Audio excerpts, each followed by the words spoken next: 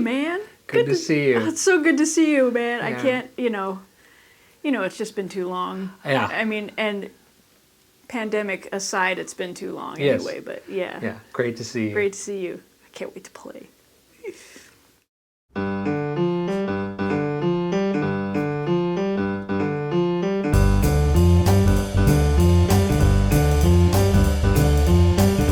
Hello, and welcome to episode 6 of the AceTone Sessions. I'm your host, Tim Whalen. Today's episode features the great bassist Amy Shook. Amy is one of the most in-demand bass players in the DC area. You may also know her as a member of the incredible Three Divas jazz trio, who the New York Times has described as blistering hot. Amy radiates pure joy when she plays, and it reminds me of the great Billy Higgins, who had that same sort of feeling. It lifts everybody up on the bandstand. Combine that with creative ideas and a deep groove, it's a recipe for a lot of fun. So I hope you'll sit back and relax and enjoy episode 6 of the AceTone Sessions.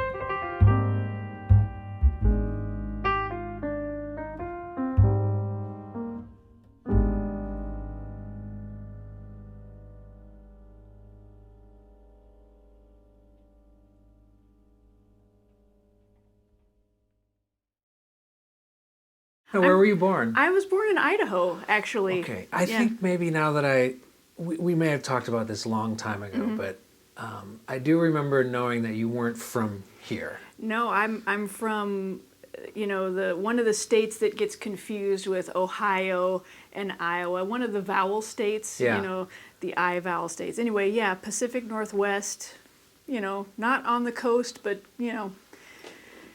there's surprisingly quite a bit of jazz in the state. Sure. I mean, I remember growing up going to hear Gene Harris play regularly. Yeah. And he kind of ran a jam session downtown, which I wish I had been brave enough to go to. Because, he was one of the people that I would say, musically, even now, if you were to talk about, okay, what's your top 10 favorite albums, I'm pretty sure he's on no less than 2 of them in my top 10, And he was living in Boise. And that's right, he lived in Boise. And I did know that. Yeah, and I was in high school. I was just starting to decide, okay, I think I would like to keep playing the bass because I had been playing violin. Right.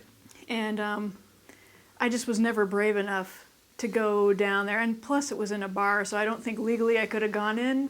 I don't know, they might have let it slide, let the kid with the bass come in, but I wish that I had taken advantage of that. But then up in Moscow, Idaho, where the University of Idaho is, which is where I went to school, there's a massive jazz festival that happens there every year, the Lionel Hampton Jazz Festival. And that was actually the reason I went to that school. Once a year for about a week, every February, anyone you could imagine ever wanting to hear would come and play. Yeah, that was a major festival. Yeah. It was a destination festival. Yeah, and it's on its way back up now. We had some lean years happen in there, but it's really, it's on its way back. But, I'm one of the very first groups I ever heard there, which at the time I had been singing in the jazz choir. I hadn't been playing bass. I was in 8th grade jazz choir. Nerd. Anyway, so, but I was with a choir, and we went up to do the, the competition, the vocal competition, junior high day. And then in the evening, we would all convene at the Kibbe Dome for the massive evening concert, and I saw Dizzy Gillespie and Carmen McRae and Lionel Hampton, and I could, go back and look at the program and be like, oh my God, I can't believe, what I saw. I mean, I was in 8th grade, so in all fairness, I didn't know anything. Sure. Nothing. I still feel like that a lot, but I feel like I know a little bit more now. But I did not know what I was hearing. But I remember very distinctly when the Ray Brown Trio got up there. Ray Brown, Gene Harris, and Jeff Hamilton. And the thing that was, the groove was just so ridiculous. Yeah. So for me, that's at, I would say, at the very core of everything that I do or ever want to do. Is like, okay, where is the groove? I want to find that pocket. Yeah. Because I had never felt that. And then the other thing was, there were only 3 of them. Oh, it's big sound. And it was absolutely... It's orchestral. Yeah, and at that... Especially with Gene. Oh my gosh, yeah, so it was just... like I said, I didn't know what I was hearing, but I remember thinking, I want that. Yeah. Whatever that is, and I still want that. I'm in search of that all the time. Right. And it was when they were just getting ready to... I don't think they had recorded it yet. I think that they were touring around and playing the music for the Ray Brown Trio live at the Loa Summer Wind recording, which has that great Ray Brown blues on it, the real blues. Yeah. And I just remember going, what is that? I want that. Right. And so the quest began. Well, and it's very serendipitous because in the jazz choir, there was a jazz combo that accompanied the choir, and the bass player was going to high school, so there was going to be a vacancy in the band in the rhythm section, and the choir director just came to the group and says, "Anybody want to volunteer to learn to play the bass?" And I was like, "I'll do it." Yeah. And that's how it all started. So cool. I'm self-taught on this instrument, but in all fairness, I did study violin for years and years and years prior to this. So I had a conceptual idea, but I had to figure out how to hold it and how to make it work. And I mean that of all instruments is, it's honestly, you and Tommy Cecil are some of the only people that I know of that are kind of have your own kind of self-taught style. Yeah, it's just, Tommy's self-taught too, I think. I think he is. Yeah. Fortunately, I probably had more access to seeing videos than he did when he was figuring it out. Sure. I mean, he was probably just going out and hearing it live, But me in Idaho, there wasn't a lot of that happening.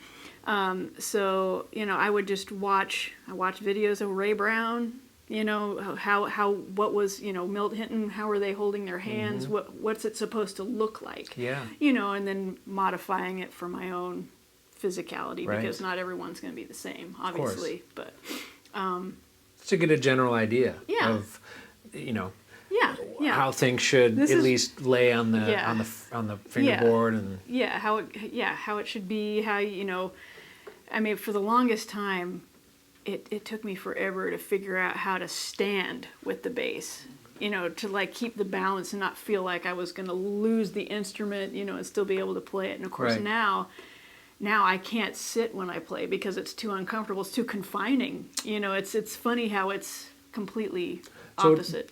So you used to sit. I used to sit, yeah. A really good friend of mine was the same way. For years, he had a stool. Yeah. Jeffrey Eccles, a friend of mine. He actually just passed away in July. Oh, I'm sorry, man. But he was a stool guy, and then he stood for the last probably 20 years of his life. He was. Yeah. So it must be a desired need or a change that you need to feel better, or is it digging in more? That actually is very helpful. Yeah.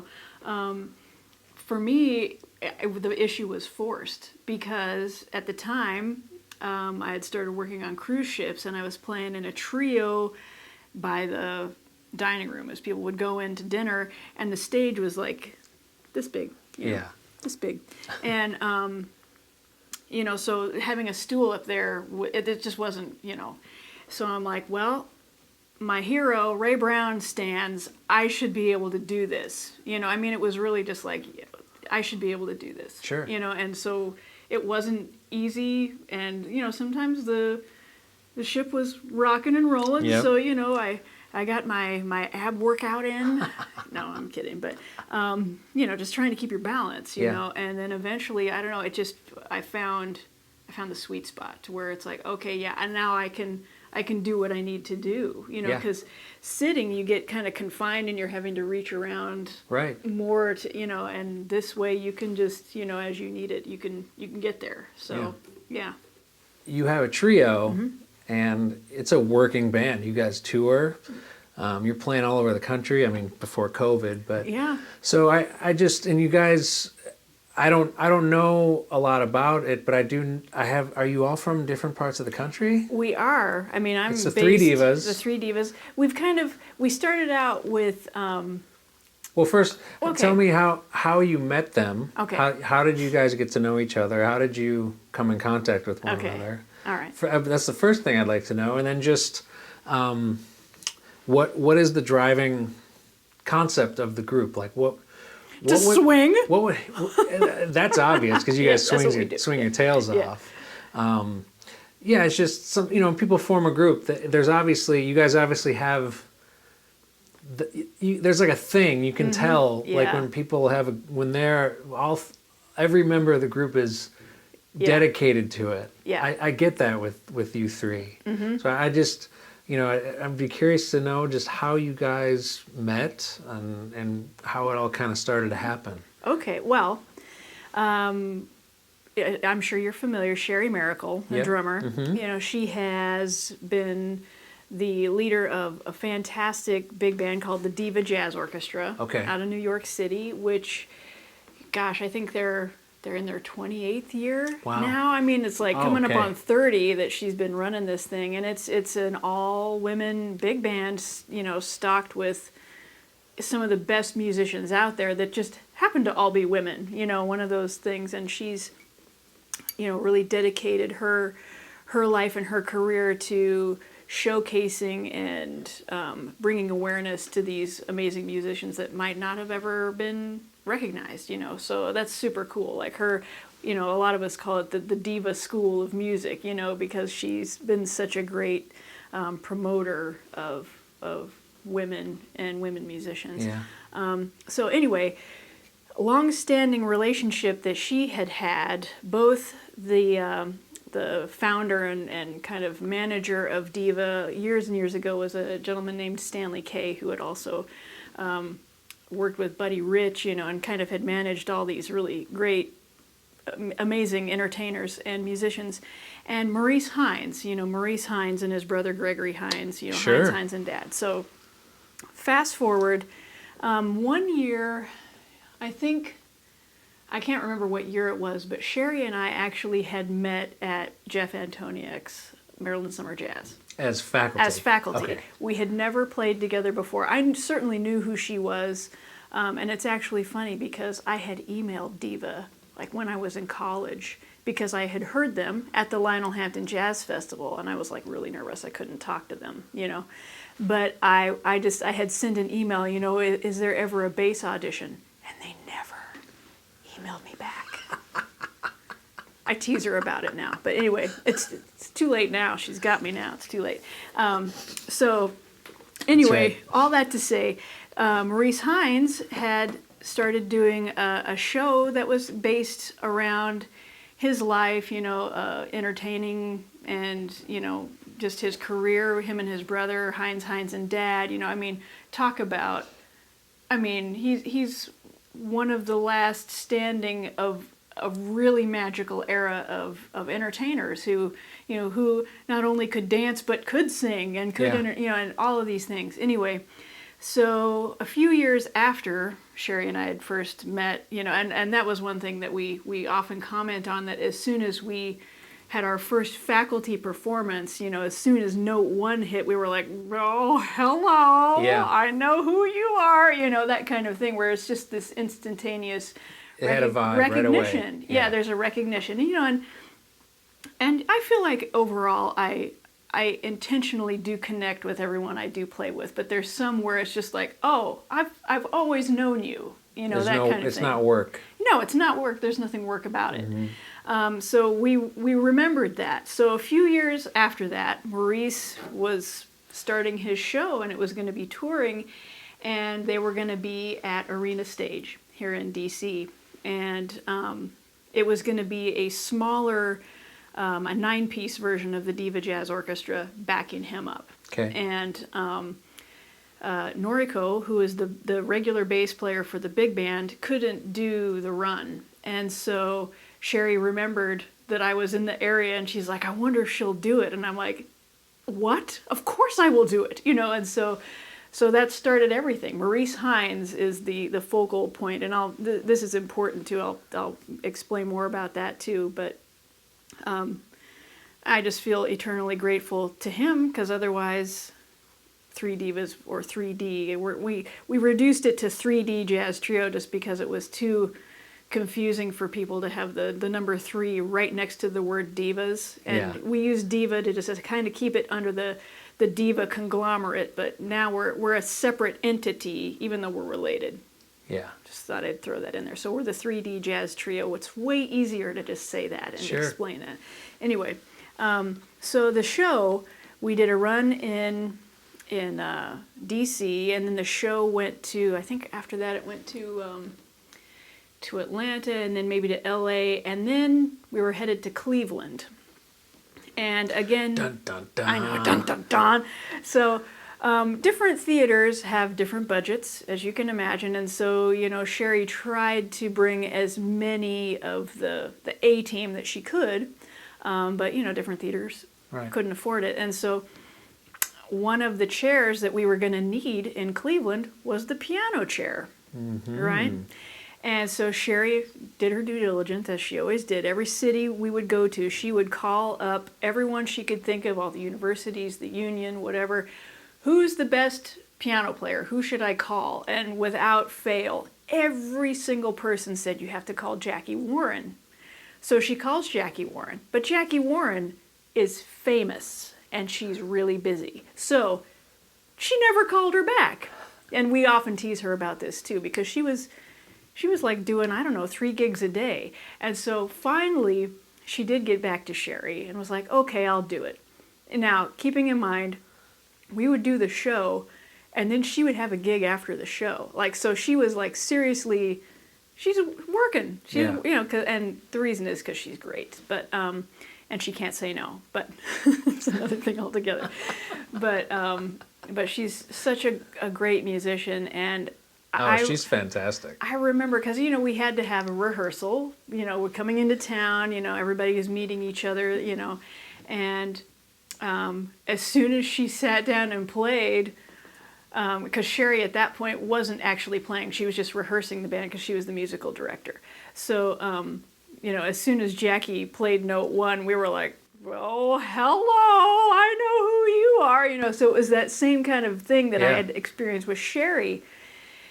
And then when we were playing, in the band, it was just, we couldn't believe it. It's one of those things you just can't believe it. And it became a thing where we would show up no less than an hour before we needed to be there for call time just to play together. Yeah, it's cool. And so that was how we could not play together. And so it just, from that, and all that time, we would just get together every day and play, and we would start finding mutual repertoire. Okay, well, let's try this, and so it's just, it was very organically developed, but we had a really great petri dish to be in, because we were doing this great show, this super swinging show with other great musicians, and we were getting paid, and so it was like the best of all worlds, but then also just being like, I found my counterparts, you know what I mean? Totally. So that's very cool. Yeah, it's super cool. Well, it translates. Awesome. I mean, it's you anybody just go on YouTube, go on Facebook. Should they search 3D or 3 Divas? 3D Jazz Trio. 3D Jazz Trio. Yeah. I mean, it's just, there's joy emanating from the stage, from all 3 of them. It's great. Man. It's so cool. It's so fun.